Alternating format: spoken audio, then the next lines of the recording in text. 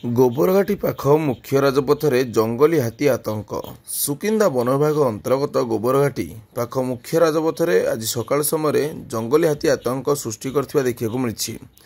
ସୂଚନା ମୁତାବକ ଶନିବାର ସକାଳ 6 ଘଟିକା ସମୟରେ ଏକ ଜଙ୍ଗଲୀ ହାତୀ ଗୋବରଘାଟି ଅଞ୍ଚଳରେ ଆତଙ୍କ ସୃଷ୍ଟି କରିଥିବା ଦେଖିବାକୁ ମିଳିଥିଲା। ଜଙ୍ଗଲୀ ହାତୀଟି ଗୋବରଘାଟି ପାଖ ମୁଖ୍ୟ ରାଜପଥରେ ଯାତାୟାତ କରୁଥିବା ବେଳେ ଆଜି ସକାଳ ସମୟରେ ରାଜପଥରେ ପଥଚାରୀଙ୍କର ଯାତାୟାତରେ ବାଧା ସୃଷ୍ଟି ହୋଇଥିବା ଦେଖିବାକୁ ମିଳିଛି।